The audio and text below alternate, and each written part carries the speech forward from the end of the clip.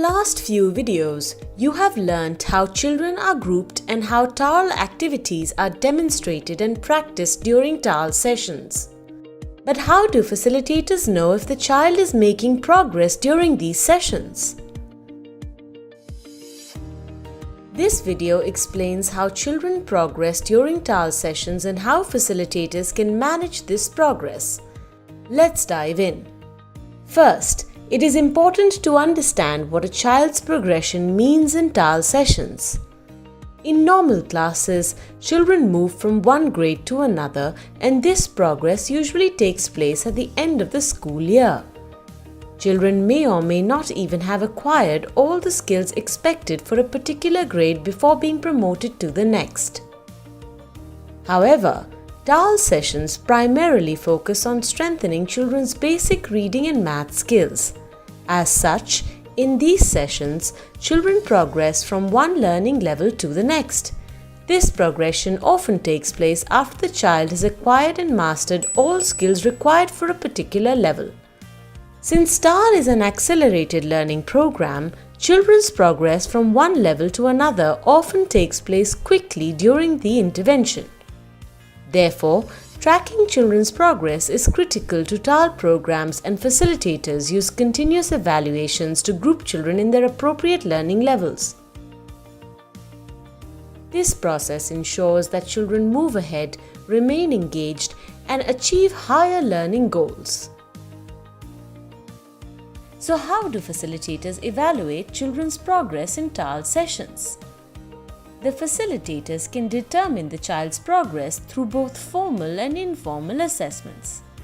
In TaRL sessions, formal assessments often pertain to formative assessments on basic reading and math. These assessments are easy to administer and are conducted on a one-on-one basis at baseline, midline, and endline. Facilitators can use these periodic assessments to see how children are progressing in class. However, as TaRL sessions tend to be fast-paced, periodic assessments may not suffice to track children's progress. Thus, facilitators can use informal assessments or observations to shift children to the next learning level. Informal assessments include observing the performance of the children as they engage with activities at the whole class, small group, and individual levels over a few days. For example, the facilitator observes that a child who is marked at beginner level at baseline has been reading words while conducting the activities.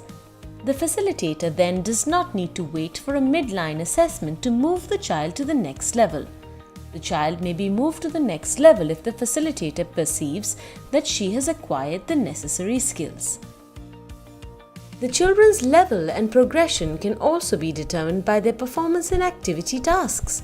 For instance, the facilitator may give a child an activity task to validate assumptions of progress. But how does this process look different in different types of group settings? In homogeneous classes, where one facilitator oversees a group of children at specific learning levels, good coordination is required between the different facilitators. As the child progresses from one group to the next, the facilitator needs to communicate the skills acquired by the child to the new facilitator. This process can be called a handover process. Next, the new facilitator integrates the child in his or her classroom. Now let's see how children progress in heterogeneous settings. In an earlier video, we learnt that in heterogeneous settings, the facilitator manages children of all learning levels. In this setting, the facilitator conducts whole class activities and then divides children into level-based small groups. In such contexts, micro-planning can help facilitators to map and track the child's progress within the group.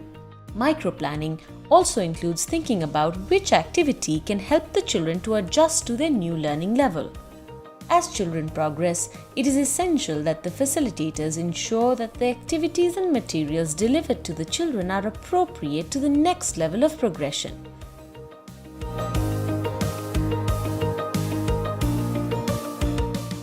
As we have discussed in this video, in TaRL sessions, Moving children to the next appropriate level and regrouping them based on this progress is often correlated to the facilitator's visual and oral perception of progress. Through active mentoring, this process can become smoother. Mentors who have experienced this process themselves are able to guide facilitators and build their observational and organizational skills.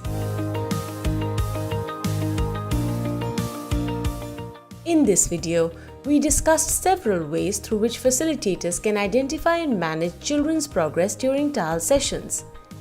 As you practice this process in your own TaRL programs, don't forget to think about your context and needs.